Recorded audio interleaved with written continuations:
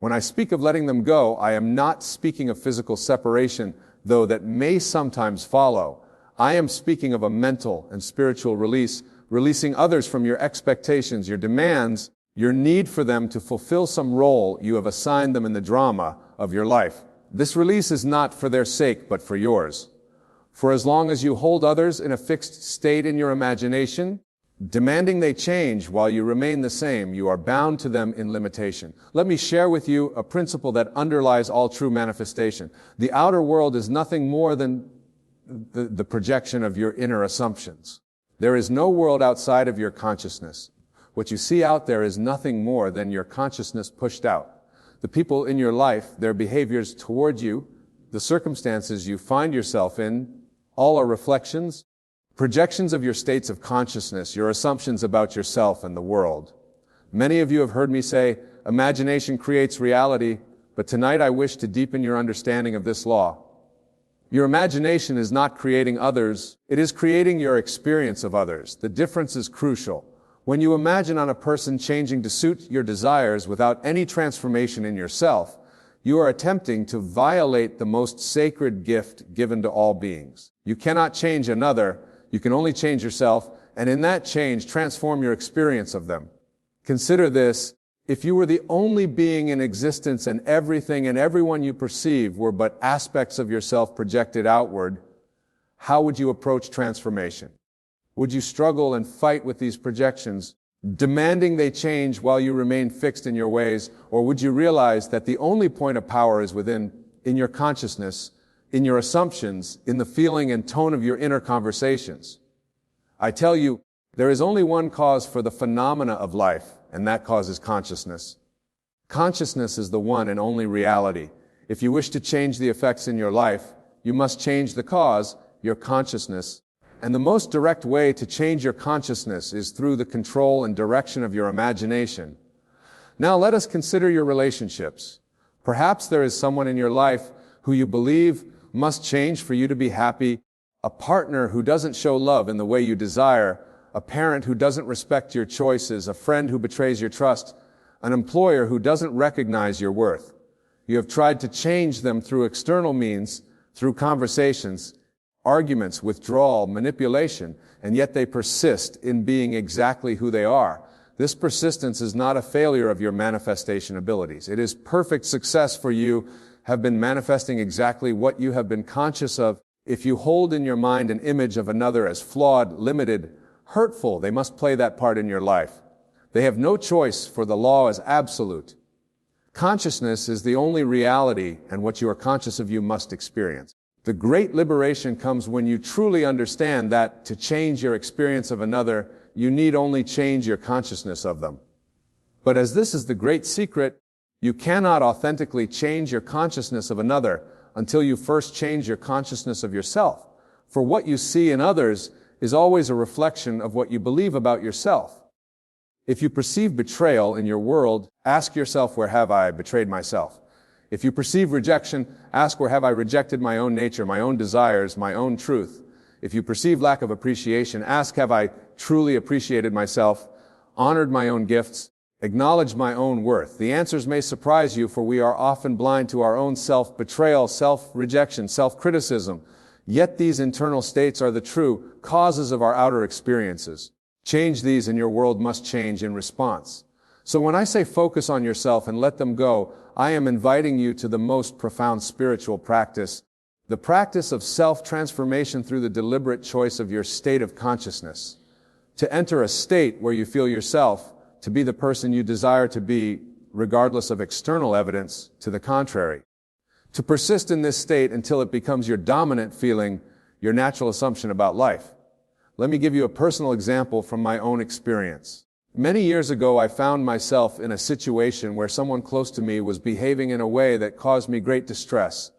I wanted desperately for them to change, to see things from my perspective, to act differently. I spent countless hours in mental argument with them, rehousing all the reasons they should be different than they were. And yet, despite all my mental effort, nothing changed. In fact, the situation worsened. It was only when I realized the truth of what I now share with you that transformation occurred. I asked myself, what state am I occupying that is making this experience inevitable? How am I seeing myself that creates this reflection? The answer came with painful clarity. I was seeing myself as unworthy of respect, as someone who needed to fight for recognition. And so my world faithfully showed me this self-concept reflected in the behavior of another. The moment I changed my concept of self, when I assumed the feeling of being naturally respected and valued, my experience of this person transformed completely. I did not ask them to change. I did not demand or plead or manipulate. I simply changed my state of consciousness, and my world rearranged itself to match my new assumption. This is the law, and it works with mathematical precision for anyone who applies it. Now, some of you might be thinking, but Wayne, are you saying that I should simply accept mistreatment, that I should allow others to behave badly and do nothing? Not at all, my dear friends. I am saying something far more revolutionary. I am saying that what appears as mistreatment is itself a reflection of your state of consciousness, and that by changing your state, what appeared as mistreatment must either transform or remove itself from your experience. When you truly step into a new concept of self, one in which you are worthy, loved, respected, and free, those who cannot reflect this back to you will either transform in your experience or disappear from it altogether. This is not something you do to them. It is simply the law in operation. Like iron filings arranging themselves around a magnet, your experiences arrange themselves around your dominant state. So let them go. Release them from your expectations, your demands, your mental arguments. This does not mean you become a doormat or that you do not establish healthy boundaries. It means you stop trying to change them through external means and instead focus on the one point of power you truly have, your own state of consciousness. How do you do this in practical terms? Through the deliberate use of your imagination in the state I intend to sleep, that drowsy, receptive state before sleep or upon first awakening. In this state, consciousness is most impressionable. It is here that you plant the seed of your new reality. Do not imagine others changing. Instead, imagine yourself experiencing the state that their change would bring you. If you desire respect from another, feel yourself respected. If you desire love, feel yourself loved. If you desire freedom, feel yourself free. The feeling is the secret, not the specific person or circumstance. And here is another crucial point. When you imagine your desired state, it must be from the consciousness of it being done, complete, already a fact. You do not wish for it. You do not hope for it. You do not pray for it to happen in some future time. You enter the state of consciousness where it is done now, and you view the world from that state. Many fail in manifestation because they approach it from a consciousness of lack, of needing, wanting, hoping. But the law responds not to what you want, but to what you are. It is your state of being that determines your experience, not your desires. Desire is simply the impulse that moves you toward a new state, but it is in the assumption of the state fulfilled that the creative power lies. So tonight I invite each of you to a new practice. Before you sleep, enter that drowsy state where consciousness is most impressionable. Then, instead of reviewing the disappointments and frustrations of your day, especially those involving others, consciously select a scene that implies your desire fulfilled. Not others changing, but you experiencing the state that their change would bring. Feel the naturalness of this state. Sense its reality. Enjoy the feeling of it accomplished.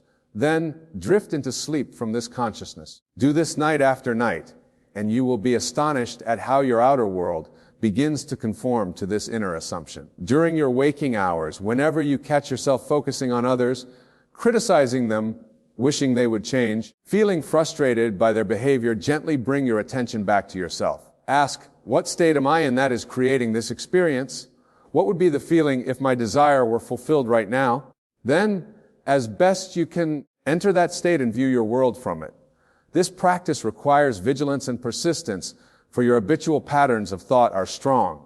The tendency to blame, to focus outward, to demand that others change is deeply ingrained. But each time you catch yourself and redirect your attention inward, you strengthen your power to choose your state consciously.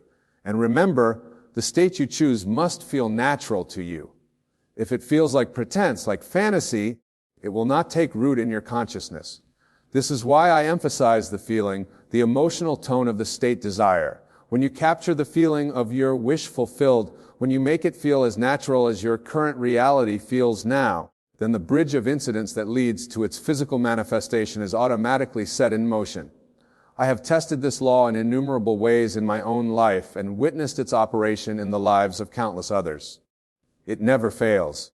Consciousness is the only reality, and what you are conscious of you must experience. Change your consciousness, and you change your world. Now, there is another aspect of letting go that we must address. Not only must you let go of others in the sense of releasing them from your expectations and demands, but you must also let go of your attachment to specific outcomes and timing. Many of you have heard the phrase detachment in spiritual teachings, but few truly understand its meaning.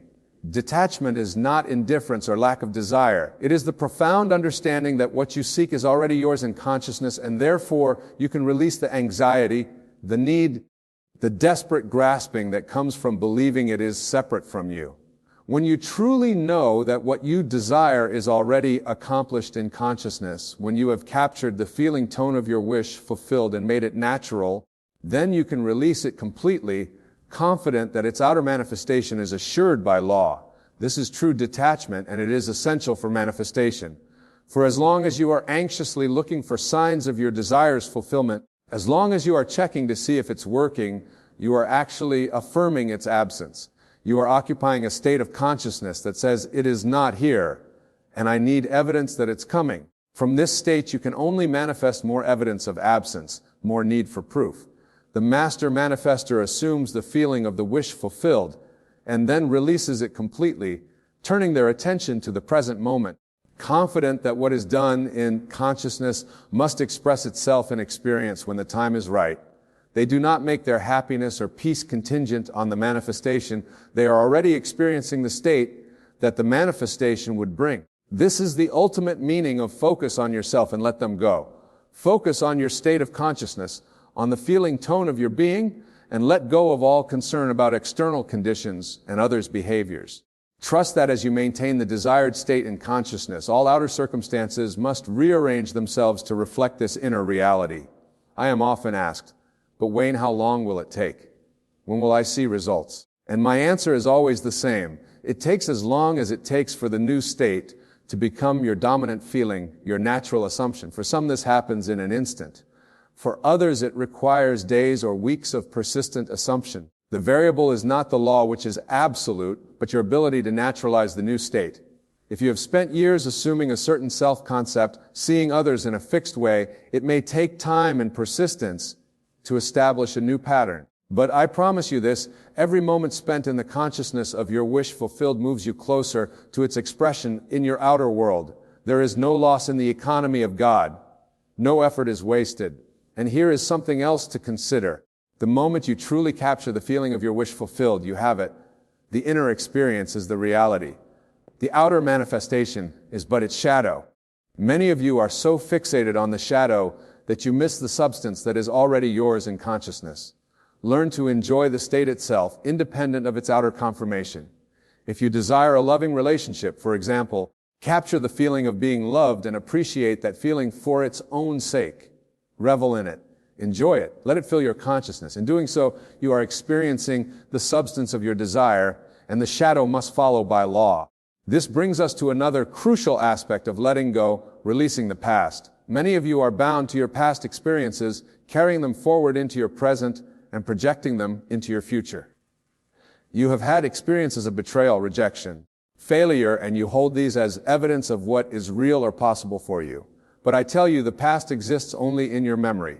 It has no power to create your future except through your continued consciousness of it. When you truly understand that consciousness is the only reality, you realize that you are free at any moment to create a new future regardless of what has gone before. Your past does not define you unless you continue to identify with it. Your previous relationships do not determine your future relationships unless you carry forward the same assumptions. You are free now in this very moment to choose a different state, to assume a different self-concept, and in so doing to create an entirely new future. This is true forgiveness, not the forgiveness that says you did something wrong, but I'll overlook it.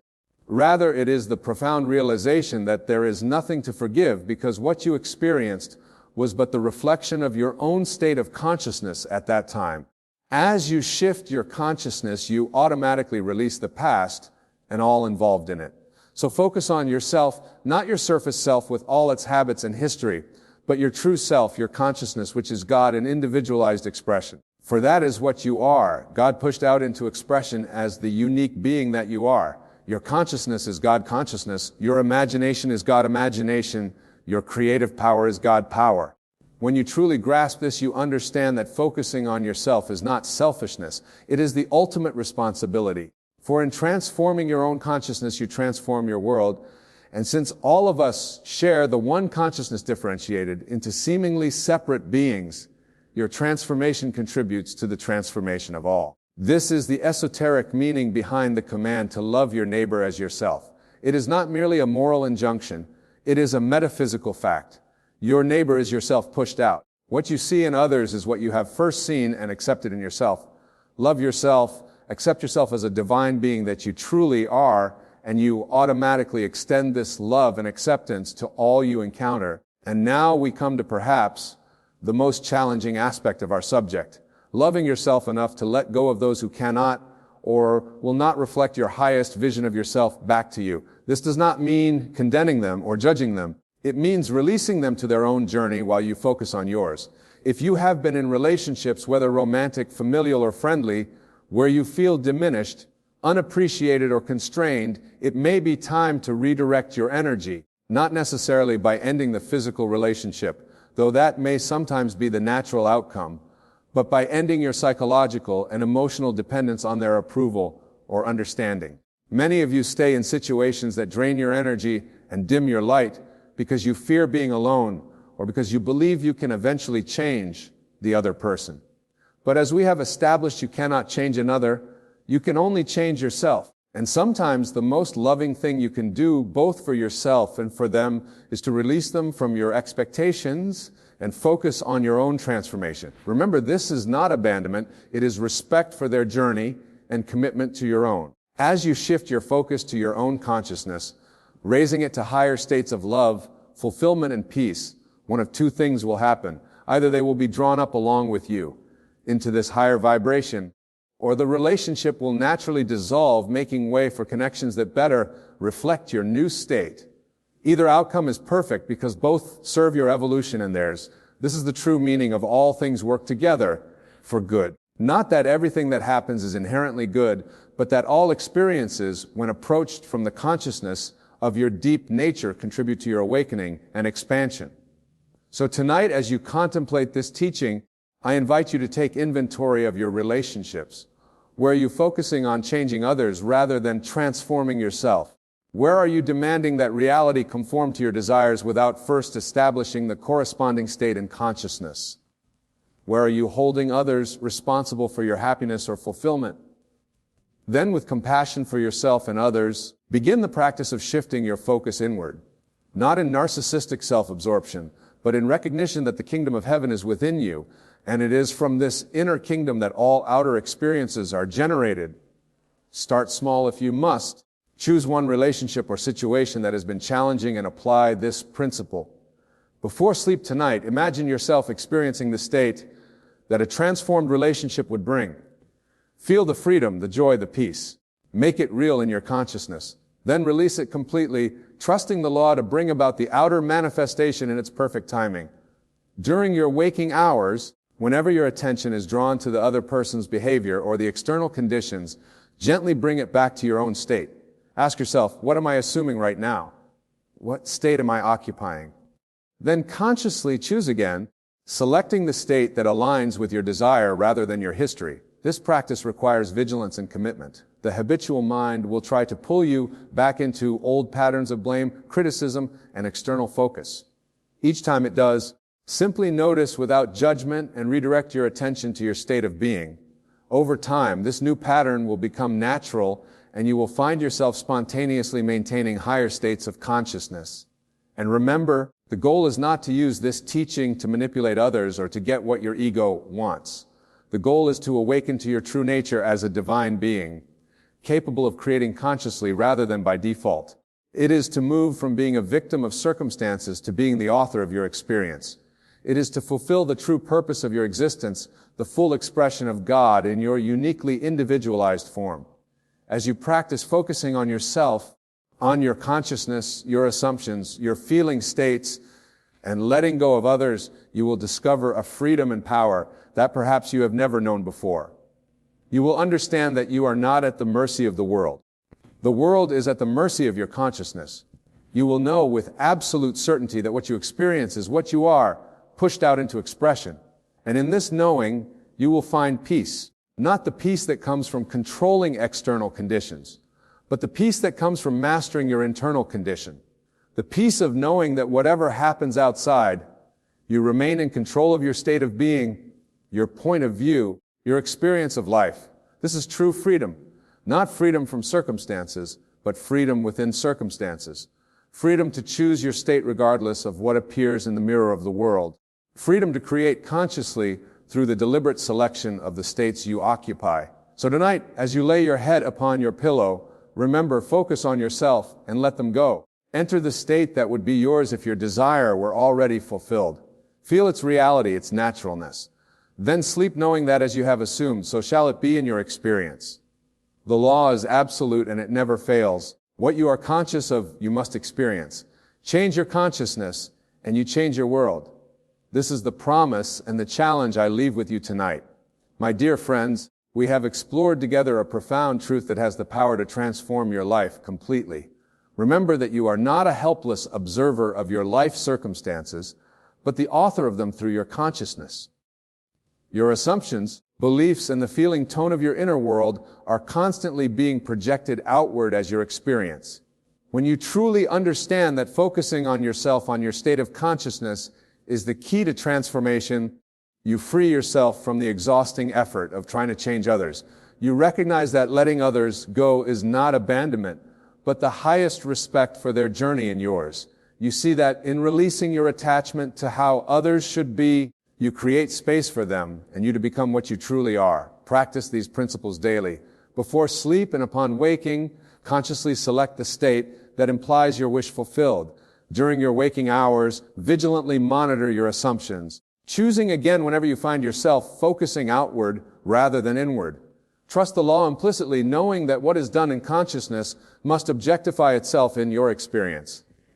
And above all, remember that you are God individualized, the supreme creative power focused into expression as the unique being that you are. Honor this divine inheritance by using your imagination consciously, lovingly, and wisely. For as you transform your consciousness, you transform your world, and in doing so contribute to the transformation of all. The choice is always yours in every moment. Choose wisely, choose lovingly, and watch as your world reshapes itself to reflect the glory of your true being. God bless you, my dear friends, and may you go forth in the joy and power of this understanding. The world would have you believe that transformation requires fanfare, that success demands announcement, that change must be visible to be real.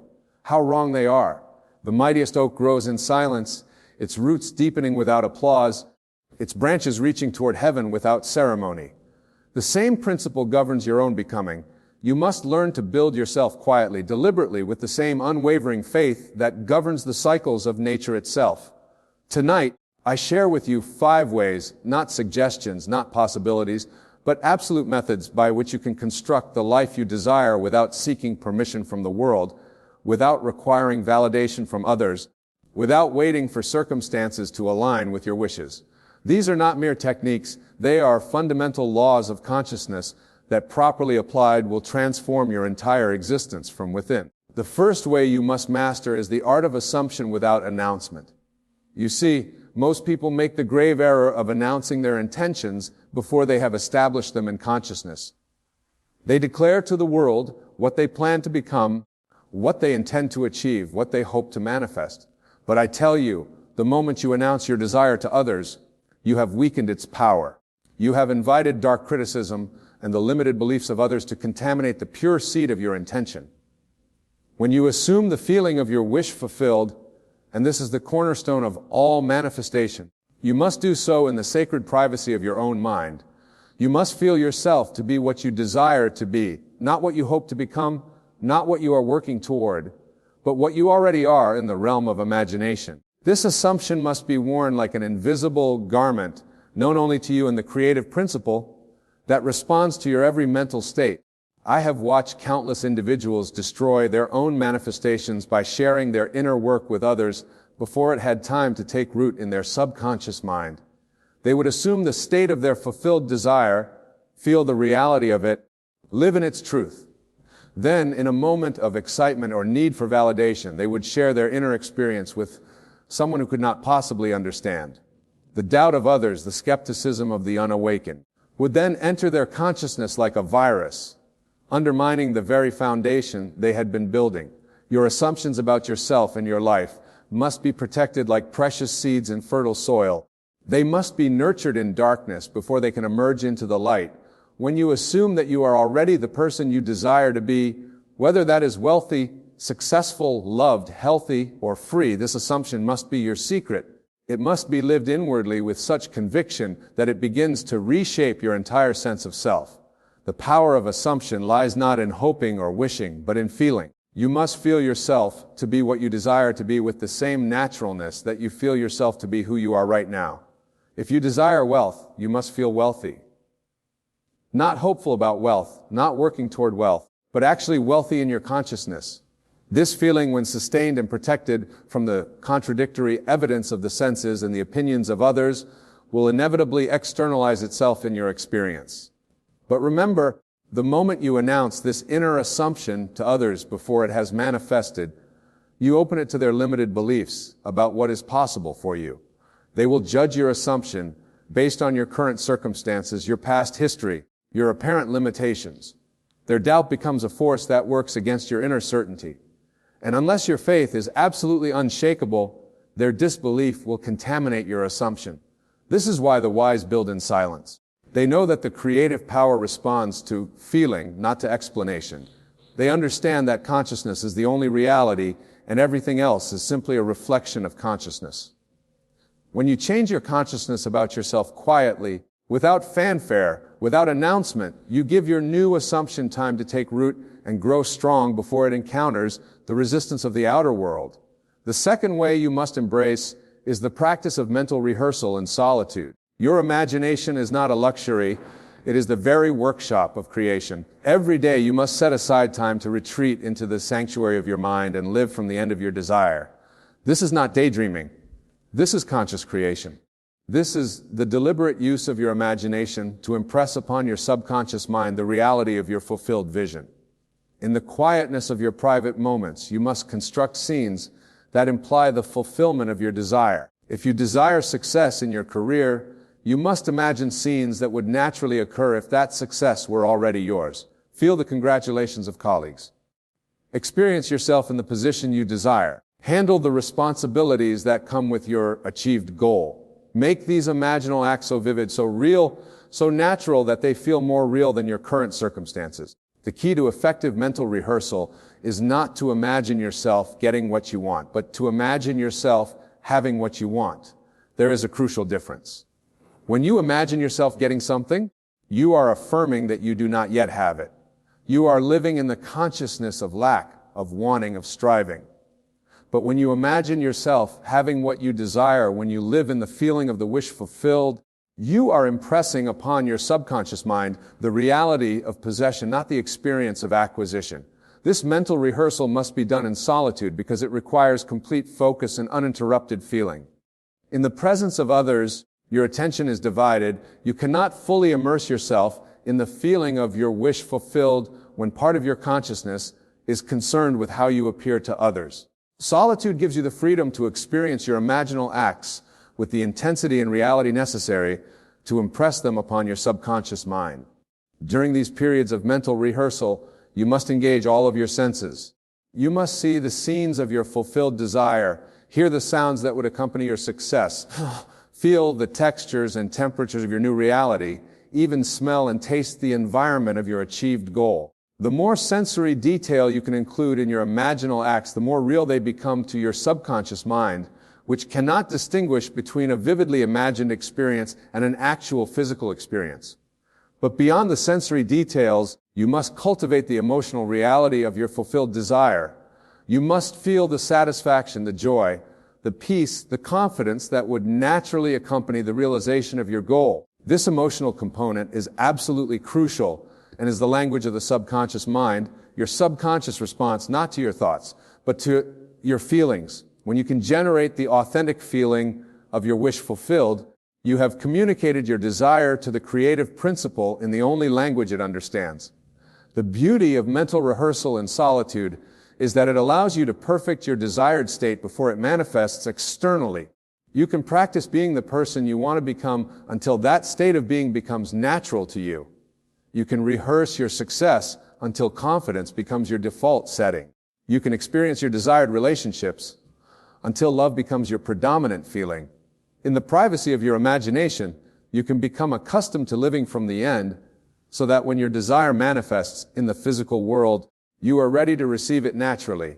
This brings us to the third way, the cultivation of inner dialogue transformation. Most people are completely unconscious of the conversation that runs constantly through their minds. They allow their inner dialogue to be random, reactive, and often destructive. But I tell you, your inner conversation is the most powerful creative force in your life. Every word you speak to yourself, every statement you make about yourself in the privacy of your mind is an instruction to your subconscious mind. Your inner dialogue is literally creating your experience moment by moment, day by day. If you desire to build yourself quietly, you must take complete control of your inner conversation. You must become the conscious director of your mental chatter. Instead of allowing your mind to repeat the same old stories about your limitations, your problems, your fears, you must deliberately choose thoughts that align with your desired reality. Your inner dialogue must reflect the person you are becoming, not the person you have been. This transformation of inner dialogue must happen in the quiet moments when you are alone with your thoughts, when you are driving, when you are falling asleep, when you are performing routine tasks that do not require your full attention. Your mind naturally turns inward. These are the precious moments when you can practice new patterns of thinking, when you can rehearse the inner conversation of your ideal self. Instead of thinking thoughts like, I can't afford this, or this never works for me, or I'm not good enough, you must consciously choose thoughts that assume your desired reality is already true. You must think from the end, not toward the end. Your inner dialogue must reflect the consciousness of someone who already has what you desire, who already is what you want to become. If you desire financial abundance, your inner dialogue must be that of a financially abundant person. Instead of worrying about money, you must think thoughts of gratitude for your financial security. Instead of fear about the future, you must maintain inner conversations about your wise investments and multiple income streams. This is not pretending or lying to yourself. This is choosing to live from the consciousness of your fulfilled desire, rather than from the consciousness of your current limitations. The power of inner dialogue transformation lies in its cumulative effect. Every thought you think, every Jamaica statement you make is adding to the overall impression you are making upon your subconscious mind. When you consistently maintain inner conversations that align with your desired reality, you are literally programming your subconscious to accept that reality as true. Your subconscious mind, being completely impersonal and utterly faithful, will then work to make your outer experience conform to your inner convictions. But this inner work must be done quietly, privately, consistently. It cannot be a part-time effort or a casual experiment. Your inner dialogue is operating 24 hours a day, whether you are conscious of it or not. If you want to transform your life, you must take conscious control of this inner conversation and maintain that control consistently over time. The fourth way is perhaps the most challenging for most people, the mastery of emotional independence. You see, most individuals are emotional slaves to their circumstances.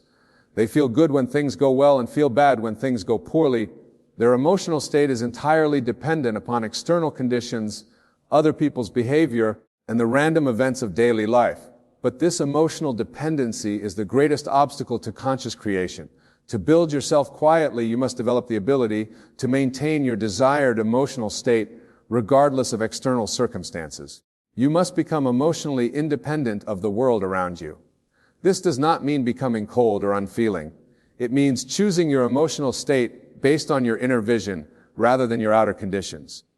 When you are living from the end, when you are assuming the feeling of your wish fulfilled, your emotional state must reflect that assumption consistently. If you have assumed that you are successful, you must feel successful, even when your bank account says otherwise. If you have assumed that you are loved, you must feel lovable even when others seem to reject you. If you have assumed that you are healthy, you must feel vital and well even when your body presents symptoms of illness. This emotional independence is developed through daily practice in the privacy of your own consciousness. When you notice yourself reacting emotionally to external circumstances in a way that contradicts your assumed state, you must immediately return to the feeling of your wish fulfilled. You must refuse to let temporary conditions determine your permanent emotional stance. The key to mastering emotional independence is understanding that your feelings create your experience, not the other way around. Most people have this backwards. They believe that circumstances create their feelings, but the truth is that their feelings create their circumstances. When you maintain the feeling of your wish fulfilled, regardless of current conditions, you are impressing upon the creative principle the very feeling that will externalize your new reality. This emotional mastery cannot be achieved through willpower or positive thinking alone. It requires a fundamental shift in your understanding of causation. You must recognize that consciousness is the only reality and that everything else is simply a reflection of consciousness. When you truly understand this principle, you realize that changing your external world is simply a matter of changing your internal world. You begin to see circumstances not as causes, but as effects, not as realities, but as reflections. In the quietness of your daily life, you must practice holding your desired emotional state even when, especially when your sense is contradicted. This is the true test of faith. Anyone can feel successful when success is evident. Anyone can feel loved when love is apparent. Anyone can feel healthy when health is obvious. But the conscious creator maintains these feelings even when the opposite appears to be true. This emotional independence gradually builds a kind of inner strength that is unshakable. You begin to realize that your happiness, your peace, your confidence, your joy are not dependent upon anyone or anything outside of yourself. You discover that you can generate any feeling you choose simply by assuming the state that naturally produces that feeling. This realization is incredibly liberating and incredibly empowering. The fifth and final way is the development of what I call selective attention through conscious ignorance. This may sound paradoxical, but it is absolutely essential for building yourself quietly. You must develop the ability to ignore what contradicts your assumption and to notice only what confirms it. This is not self-deception. This is the conscious direction of attention toward the reality you are creating. Your attention is your most precious resource. Whatever you consistently pay attention to grows in your experience. If you pay attention to lack, lack grows. If you pay attention to problems, problems multiply. If you pay attention to what is wrong in your life, more wrongness appears. But if you pay attention to abundance, abundance increases. If you pay attention to solutions, solutions manifest. If you pay attention to what is right in your life, more rightness emerges. The practice of selective attention requires you to become consciously ignorant of anything that contradicts your desired reality. When you see evidence that seems to oppose your assumption, you must look away. When people speak words that contradict your inner conviction, you must not let those words enter your consciousness. When circumstances appear to deny your wish fulfilled, you must refuse to acknowledge their reality. This is not about being naive or refusing to deal with practical matters. This is about recognizing that your attention is creative and choosing to focus it only on what you want to create. In the quietness of your daily life, you must train yourself to notice only what supports your assumption and to ignore what opposes it. For example, if you have assumed that you are financially prosperous, you must notice every sign of prosperity in your life, no matter how small. You must pay attention to the money you do have, not the money you lack. You must focus on opportunities for income, not obstacles to wealth. You must observe examples of prosperity in front of you, not exam poverty. This selective attention gradually shifts your entire perception of reality. At the same time, you must develop conscious ignorance of anything that contradicts your assumption of prosperity. When bills arrive, you do not deny their existence, but you do not dwell on them or allow them to generate feelings of lack. When others complain about financial difficulties, you do not join in their conversation. When the news reports economic problems, you turn your attention elsewhere. You become consciously ignorant of lack because you understand that whatever you focus on expands in your experience. This practice of selective attention must be maintained consistently and quietly. You cannot announce to others that you are ignoring certain aspects of reality because they will think you are being unrealistic or irresponsible. But in the privacy of your consciousness, you must be absolutely ruthless about protecting your attention from anything that contradicts your desired reality. The development of selective attention through conscious ignorance requires great discipline at first, but it becomes natural with practice. You begin to automatically filter out contradictory evidence and automatically notice supporting evidence. Your perception begins to align with your assumption, and as your perception changes, your experience follows. This selective attention also applies to your memory. You must learn to remember only those experiences that support your current assumption and to forget those that contradict it. This is not about lying to yourself about the past.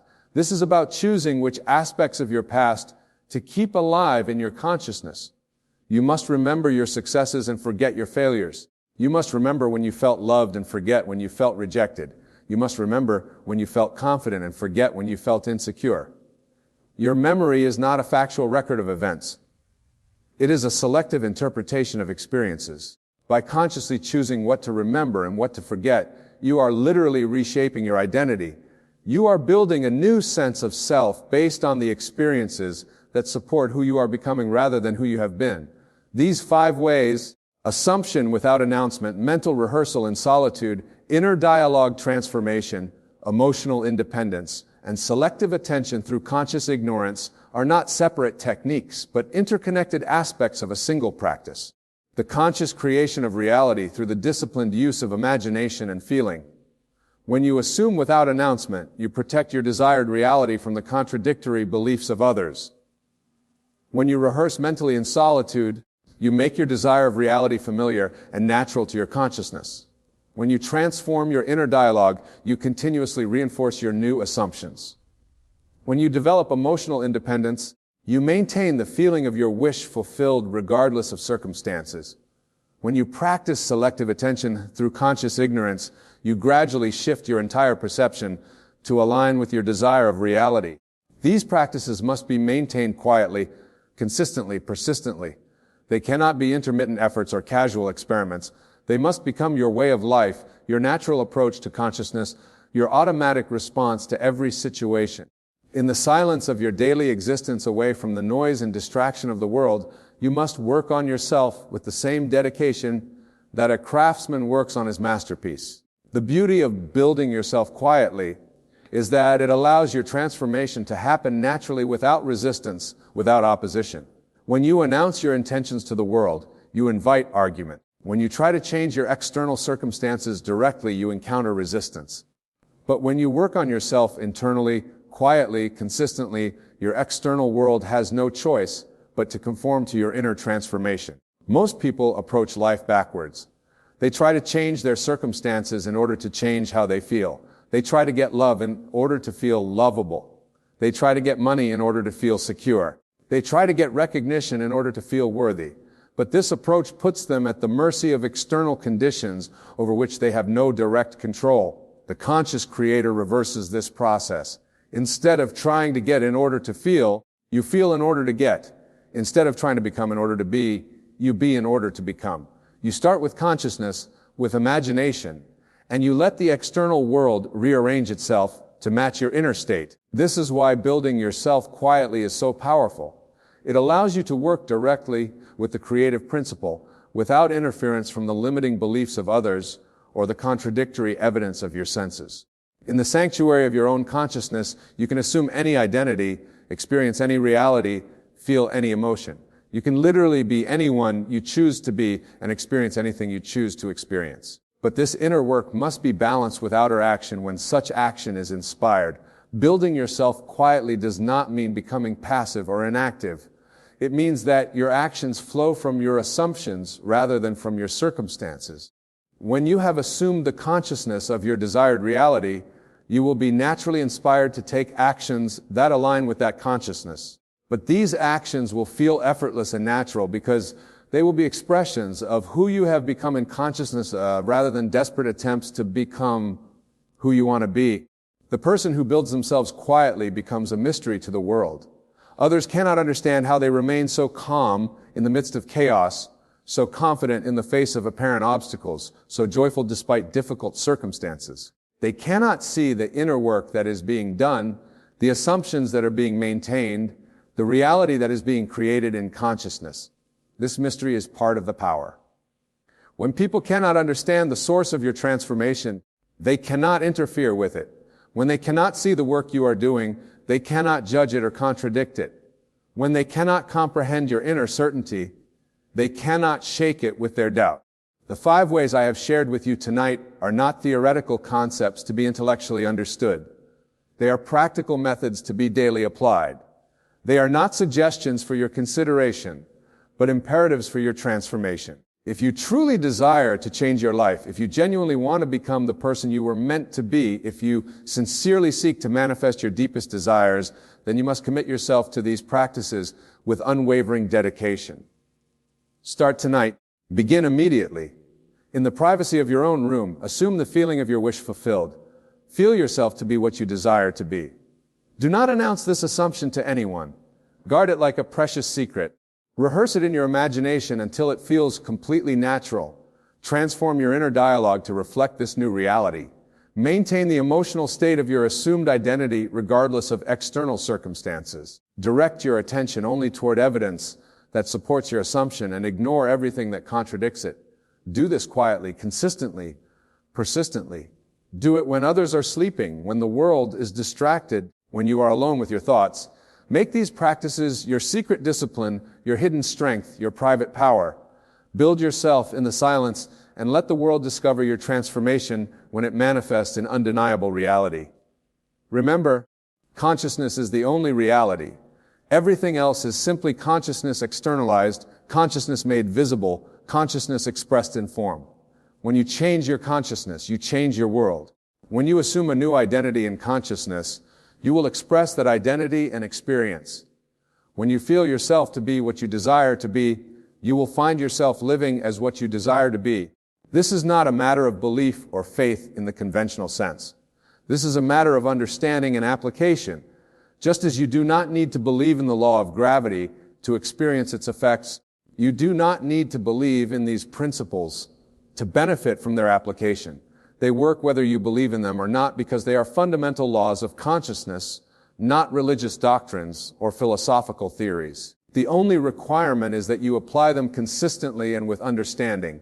You must understand that imagination is reality, that feeling is the secret, that consciousness is the only cause. You must understand that your external world is always a perfect reflection of your internal world, that your experiences are always consistent with your assumptions, that your life is always expressing your consciousness.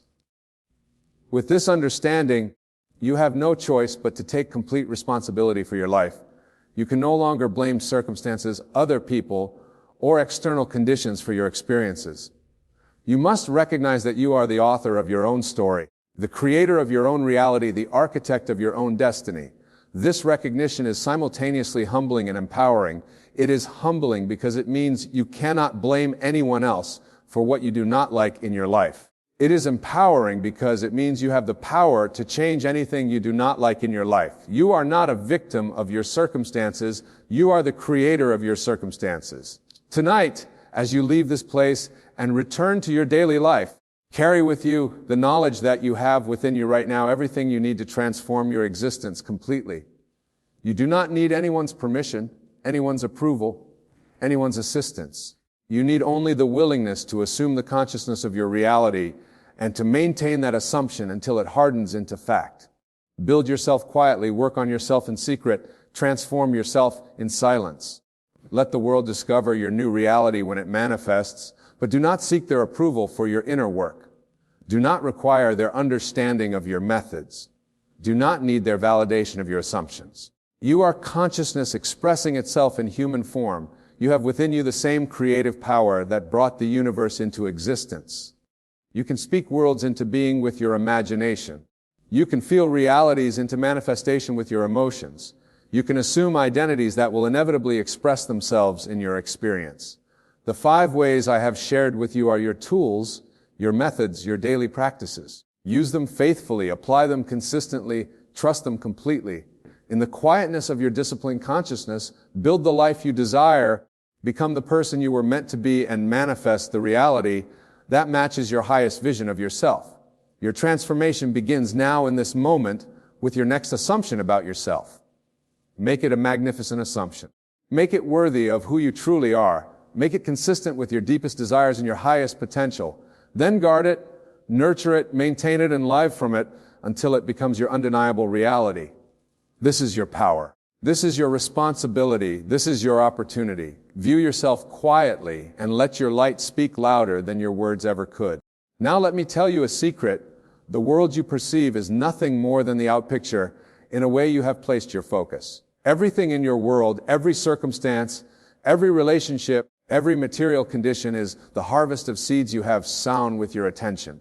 Where attention goes, energy flows and manifestation follows. You see the creative power that sleeps within you responds not to idle wishes or fleeting thoughts, but to the state upon which you have placed your focus with conviction.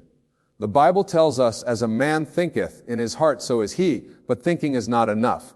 It is the sustained focus of thought imbued with feeling that reshapes your reality. I once knew a man who desired financial abundance. He would affirm daily, I am wealthy, yet continue to dwell in thoughts of lack, scarcity, and limitation. His words proclaimed abundance, but his focus remained fixed on absence, and so absence persisted in his experience. His focus, you see, was divided. Now let me clarify what I mean by focus. Focus is not concentration that creates tension. True focus is the natural consequence of fascination. When you are fascinated by something, your attention is effortlessly drawn to it. This is the kind of focus that transforms. To create a new reality, you must become so fascinated with your desired state that it consumes your consciousness. You must live from it, view the world through its lens, and respond to life as though your desire were already an accomplished fact. This is the new level of focus required for manifestation. The great tragedy is that most people focus intently on what they do not want, and then marvel at why these unwanted things keep appearing in their lives. Do you not see? Whatever commands your focus multiplies in your experience regardless of whether you want it or not. The outer world is dead. It has no power to create, no power to cause. It is simply effect and echo, a shadow of your inner focus. Change your focus and you change your world. This is the law. Now, what does this new level of focus look like in practice? It requires 4 elements: clarity, consistency, conviction, and detachment. First, clarity. You must know precisely what you desire. Vague wishes produce vague results. Define your desire in vivid detail. See it, feel it, touch it in your imagination. Make it as real to your senses as the chair you sit upon. I recall working with a young woman who wanted to find her ideal partner. When I asked her to describe this person, she gave only the most general description. Someone kind, she said, someone who loves me. I told her your focus lacks definition. Sharpen your vision. What values must this person embody? How do you feel in their presence? What kind of life do you share together? As she brought her desire to sharper focus, her manifestation accelerated. Second, consistency. A focused mind is one that returns again and again to the same assumption, building conviction through repetition. The world has changed not by sporadic bursts of imagination, but by the groove worn deep by consistent focus. Think of it this way. If you plant a seed and dig it up each day to check its progress, it will never grow. Similarly, if you assume your desire one moment, then return to the old state the next, you uproot the seed of manifestation before it can take root. Consistency of focus allows the seed to flourish unseen until it breaks through into expression. Consider the story in Scripture of the prophet Elijah. He sent his servant 7 times to look for signs of rain during a drought. The servant saw nothing to 6 times, but Elijah maintained his focus, knowing the rain would come. On the 7th time, the servant reported seeing a small cloud. From this tiny manifestation came abundant rain. Had Elijah abandoned his focus after the first or second attempt, the manifestation would have been aborted. Third, conviction. It is not enough to think about your desire, you must think from it. This is faith, the substance of things hoped for, the evidence of things not seen. Conviction is the feeling that your desire is done, finished, complete in the invisible realm, and must, by law, appear in your visible world. Let me tell you of a man I knew who desired a promotion at work. For months, nothing happened, though he affirmed his desire daily. When I spoke with him, I discovered that he was affirming from a place of doubt. He was saying the words but did not believe them. I told him, you must convince yourself first. You must reach such conviction that even if the whole world denied it, you would stand unshaken in your assumption. He began to imagine each night, just before sleep, that his colleagues were congratulating him on his promotion. He felt their handshakes, heard their words, felt the joy in his heart. He did this with complete conviction, as though experiencing a memory rather than creating a fantasy. Within 3 weeks, he received the promotion, a position that had not even existed when he began his focused work. Fourth, detachment. This seems paradoxical, but true focus includes the ability to detach from the how and when of manifestation. Attachment creates anxiety, and anxiety dilutes focus. When you truly know that your desire is yours, you can release the urgency and desperate longing that indicates lack of faith. Detachment means you plant the seed, water it with attention, and then allow the invisible forces of creation to do their perfect work without interference. It is the opposite of indifference. It is supreme confidence that what is done in consciousness must appear in reality. Now, let me address a question that may have formed in your mind. If focus is so powerful, why do I sometimes focus intently on something and still not receive it? The answer is simple but profound. Your conscious focus must be aligned with your subconscious assumptions. You see, your subconscious mind holds beliefs about yourself and the world that may contradict your conscious wishes. And it is the subconscious that truly determines your focus. You may consciously focus on wealth while subconsciously believing you are unworthy of abundance. In such a case, your true focus, your subconscious focus, is on unworthiness, not on wealth. This is why I teach the technique of feeling the wish fulfilled as you fall asleep. In the drowsy state between wakefulness and sleep, the conscious mind relaxes its guard and the subconscious becomes receptive to new impressions. Impress upon your subconscious the feeling of your wish fulfilled, and your entire being, conscious and subconscious, will align in perfect focus. Let me tell you a personal story. Years ago, I desired to travel and lecture throughout the United States, sharing these principles with all who'd listen. At the time, I had no means, no connections, no invitations. But each night, I would fall asleep feeling the satisfaction of having completed successful lectures across the country. I felt the handshakes, heard the applause, experienced the gratitude of those whose lives had been transformed. I maintained this focus not for a night or a week, but consistently, and though the way was not immediately apparent, doors began to open. An invitation came from one city, then another. The means for travel appeared. Within a year, what had existed only in my focused imagination became my living reality. The Bible says, "The light of the body is the eye. The light of the body is the eye." This is not speaking of the physical eye, but a focus where you place your attention. If therefore thine eye be single, if your focus be undivided, thy whole body shall be full of light. But if your focus is scattered, divided between what is and what could be, between faith and doubt, how great is that darkness? This is why a new level of focus is required for manifestation, not the ordinary focus that shifts and wavers with circumstances, but a transcendent focus that remains fixed on the invisible reality of your desire until it solidifies in the visible world. Now, there is a certain practice that I have found invaluable for developing this transcendent focus. Each day, preferably in the morning when your mind is fresh, and in the evening before sleep, enter into a state of relaxation. Let your body become comfortable and your mind still. Then direct your attention inward to the center of your being, to that place where you know yourself to be I am. From this center, consciously choose where to place your focus. See your desire as accomplished. Step into the scene. Make it first person, present tense. Do not see it as something that will happen. Experience it as something that is happening now. Involve all your senses. What do you see? What do you hear? Even what would you taste or smell in the state of your wish fulfilled? Remain in this state for at least 5 minutes, fully absorbed in the reality of your desire fulfilled. Then, throughout your day, when doubts arise, the old patterns of thought return, as they surely will gently bring your focus back to the feeling of the wish fulfilled. This consistent redirection of focus is the discipline that leads to mastery. Let me share with you the testimony of a student who applied this principle of focused imagination. She had been estranged from her adult son for nearly a decade. No communication, no reconciliation despite many attempts. She came to understand that her focus had been on the estrangement itself, on the pain of separation, on all the reasons why reconciliation seemed impossible. I instructed her to shift her focus completely. Each night I told her, as you lie down to sleep, Imagine hearing your son's voice on the telephone. Hear him express his love for you. Feel the warmth in your heart as reconciliation occurs. Fall asleep in this state. For 1 month, she maintained this focus with unwavering consistency. She reported that at first it was painful, as it highlighted the absence of what she desired, but gradually the imaginal scene began to feel more natural, more real. Then one day, without any action on her part, the telephone rang. It was her son.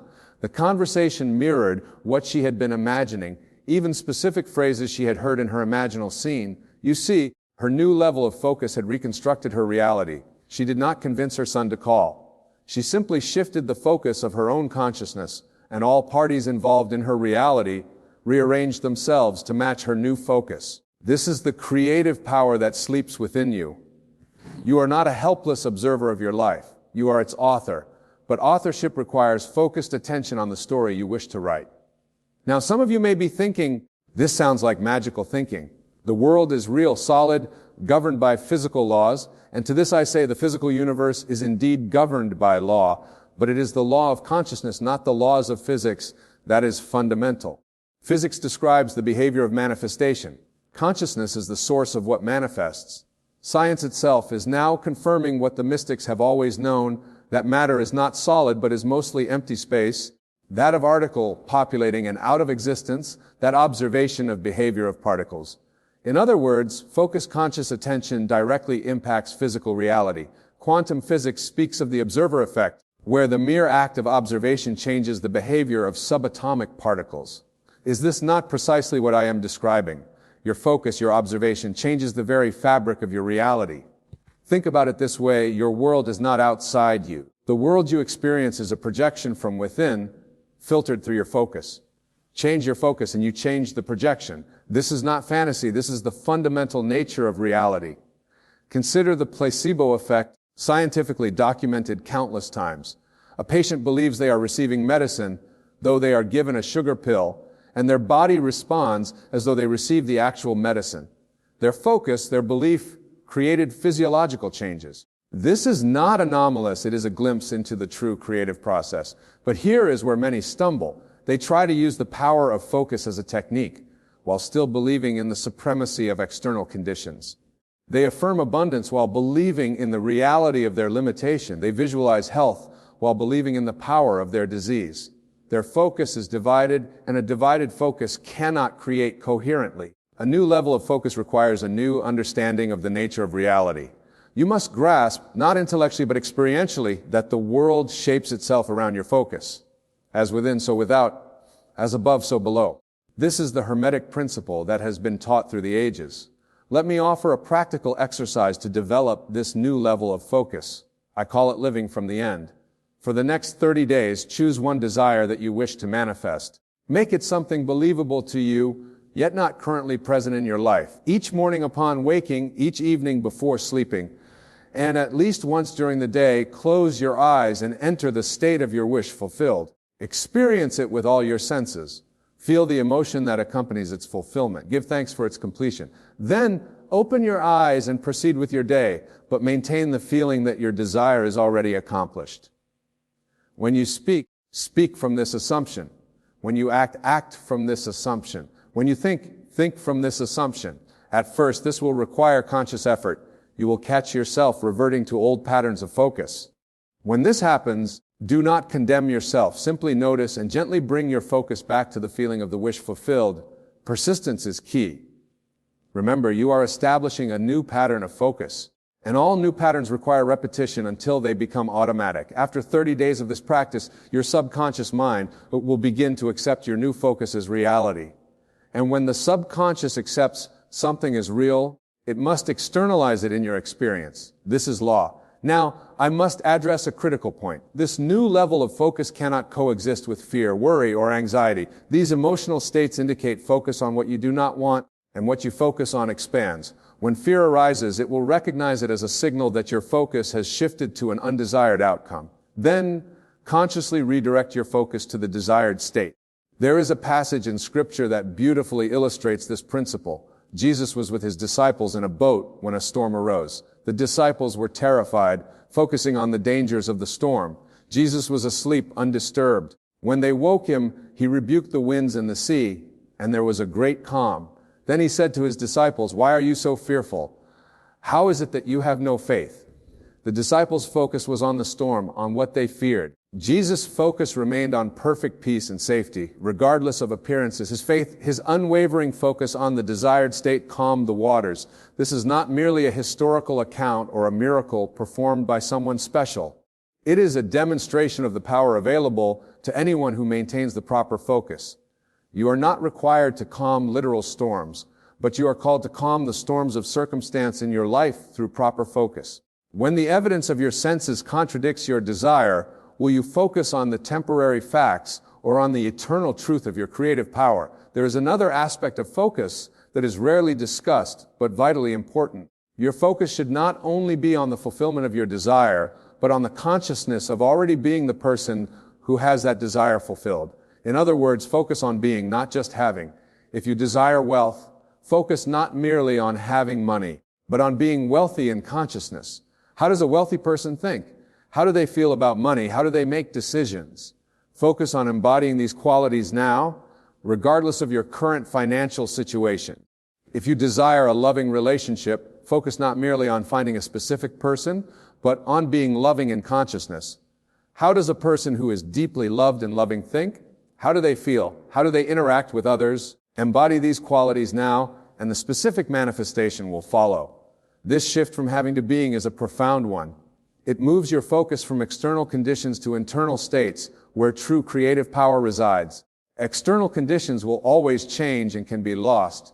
What you become in consciousness is eternal and can never be taken from you. I knew a woman who desperately wanted to be married. Her focus was entirely on finding a husband, as though a piece of herself was missing and needed to be found externally. Despite numerous relationships, fulfillment eluded her. When we spoke, I suggested that she shift her focus from finding love to being loved, to embodying the consciousness of someone in a loving, fulfilling marriage.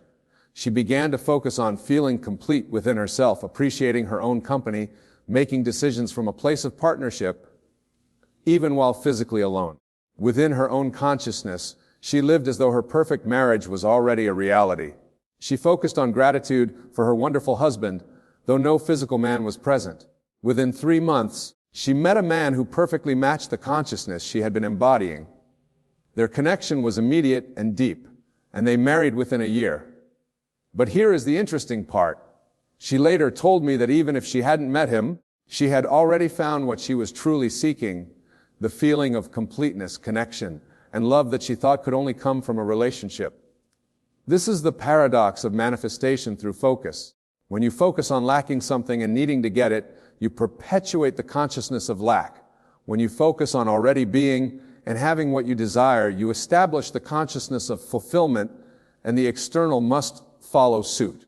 Let us return to the core of our discussion. Everything you desire requires a new level of focus, not the divided, wavering focus of the undisciplined mind, but the single-pointed, unwavering focus of one who knows their creative power. This focus is not strain or tense. It is the natural absorption in a beloved idea. It is falling in love with your vision so completely that it occupies your mind effortlessly. This kind of focus generates energy rather than depletes it. I urge you to take inventory of where your focus currently resides. What occupies your mental attention throughout the day? What thoughts do you return to habitually? What emotions dominate your inner landscape? These are the seeds that are growing into the circumstances of your life. If you do not like what you see manifesting in your experience, do not waste energy fighting against it or resisting it. All resistance amplifies. Instead, shift your focus completely to what you desire to experience. Give it your attention, your emotion, your conviction. Water this new seed with consistent focus until it crowds out the unwanted growth. Remember, the external world has no power over you except the power you give it through your focus. When you know this, truly know it, not just intellectually, but in the depths of your being, you become the master of your faith, the captain of your soul. Now there is one final aspect of focus I must address, and it is perhaps the most important. The highest use of this creative power is not for material gain or personal advantage, though these are natural byproducts. The highest use is for the expansion of consciousness itself, for the realization that you are more than you appear to be. Focus ultimately on the grandest version of yourself, on the divine potential that sleeps within you. Focus on embodying love, wisdom, compassion, creativity. Focus on expressing the fullness of your being, for in the end all external desires are merely symbols of the one true desire. To know yourself as a divine in expression, to experience yourself as the creative principle of the universe. When your focus shifts to this ultimate reality, all lesser manifestations arrange themselves harmoniously. You receive not only what you consciously desire, but what serves the highest expression of your being. You transcend the limitations of personal will and align with divine will, which always leads to greater freedom, greater joy, greater fulfillment than the personal mind could imagine. So I say to you tonight, everything you desire requires a new level of focus. Not more effort, not more struggle, not more sacrifice, but a new quality and direction of attention. Focus determines experience. Focus on problems and problems multiply. Focus on solutions and solutions appear. Focus on lack and lack persists. Focus on abundance and abundance grows. Focus on love and love surrounds you. Focus on limitation and you remain confined. Focus on possibility and your world expands. The choice is always yours in each moment. Your power is not in some distant future when conditions improve. Your power is now in the focus you choose in this moment and the next after that. Begin tonight. As you leave this place, consciously direct your focus to the feeling of your wish fulfilled. Maintain this focus despite all evidence to the contrary. Return to when you waver. Strengthen it when you doubt. Live from it when appearances mock it, and watch as the invisible gradually becomes visible as your focus creates your reality. You are the operant power in your universe. You are the focus through which the infinite expresses itself. You are not merely human, you are divine, and your focus is the instrument of your divinity. Feel it now. Know it now. Live from it now, and watch as your world transforms before your very eyes. Remember the words of the psalm, "Be still and know that I am God." In that perfect stillness of mind, in that single-pointed focus of the divine within, all things become possible. For when you truly know that the I am within you is God, there is nothing to fear, nothing impossible, nothing beyond your creative reach. Everything you desire requires a new level of focus. Give yourself that gift. Focus on the highest, the best, the most beautiful and true. Focus as though your fulfillment depends upon it, because it does. The world awaits your focus command. Speak it with conviction. Feel it with emotion. Know it with certainty and watch as the universe conspires to bring it into being. For this is the law and this is the promise. As within, so without. As above, so below. As you focus, so shall it be. Tonight you have been given the key. Use it wisely. Use it lovingly. Use it with conviction, and all that you desire shall be added unto you. When you leave this place, do not return to old patterns of thought. Maintain your new awareness, your new focus. For you have not heard these words by accident. You were drawn here by your own readiness to receive this truth. Now, having received it, you must live it.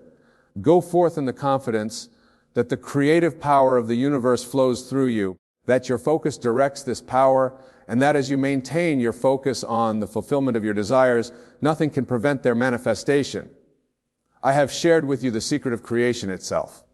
Honor it with your practice. Prove it with your experience and share it through your transformed life. Everything you desire requires a new level of focus. Begin now and make this the foundation of a new and glorious chapter in your journey. For you are meant to have all that your heart truly desires, not through struggle and strain, but through the focused power of your divine imagination. Now let us close our eyes for a moment and feel the absolute truth of these words. Feel the presence of your fulfilled desire as a present reality. Know that it is done. Give thanks for its completion and carry this feeling with you as you go forward, maintaining your focus on the invisible reality until it becomes visible for all to see. Thank you and blessings on your journey of conscious creation.